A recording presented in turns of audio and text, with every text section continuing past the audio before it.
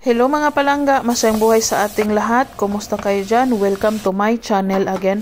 For today's video ay magluluto ako ng masarap na ulam. So kung gusto nyo malaman kung anong itong lulutuin ko, sundan nyo na lang itong video ko hanggang sa matapos para alam nyo kung ano itong lulutuin kong ulam. Ayan.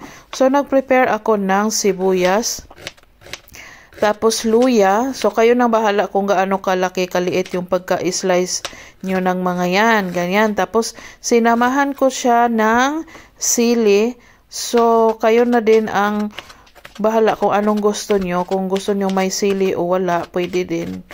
Choice natin kung anong ilagay natin sa ating mga lulutuin. Tapos sinamahan ko rin siya ng tanglad. So sa Pilipinas, hindi mawawala ang tanglad kasi 'di ba marami tayong tanglad, maraming tanglad sa kapitbahay. Hala kayo, wag kayong manguha doon.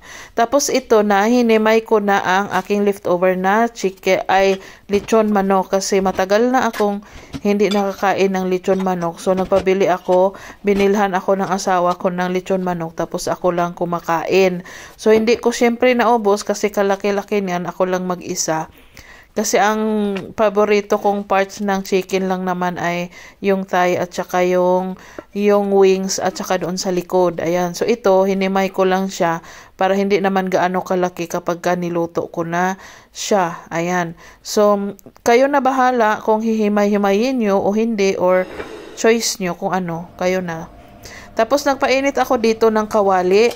Butter ang gamit ko na panggisa kasi wala akong mantika at nakalimutan ko magpabili sa aking asawa ng mantika. Siya kasi yung palaging nasa labas kasi nagtrabaho. Ako lang dito sa bahay.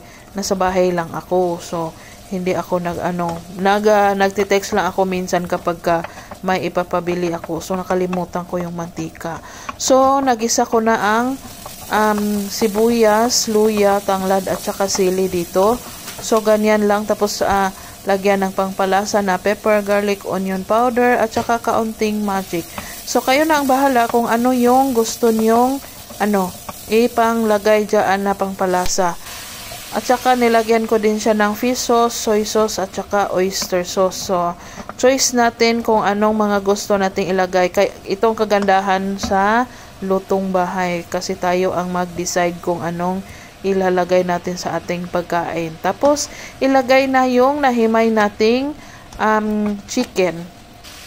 Ganyan lang, halo-halo lang mo lang siya para maano yung lasa na nilagay natin kanina. Tapos pagkatapos nito is nilalagyan ko siya ng ng tubig para sa sauce.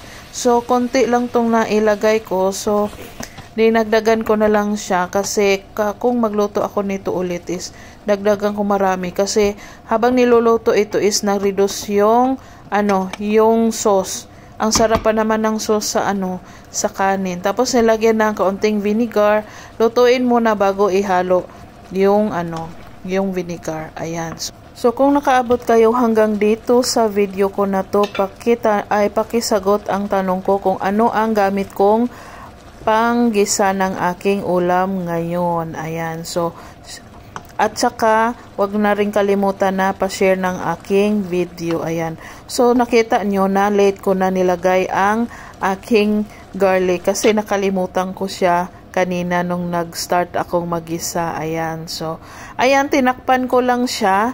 Ayan. Tapos wag nyong kalimutan yung tikman. Tapos dagdagan na lang din kung kulang yung lasa ng inyong niluluto. Ayan. So hindi mawawala ang kanin kasi ang sauce nito is ang sarap niya sa kanin. Promise. Ang sarap niya na maiiyak kayo sa sarap, 'di ba? Char lang. Ayan na ang aking lechon manok paksiw, ang dinner ko for today. Ayan. So sana ay nagustuhan nyo ang video ko for today. Maraming salamat. Bye-bye. Kain muna ako.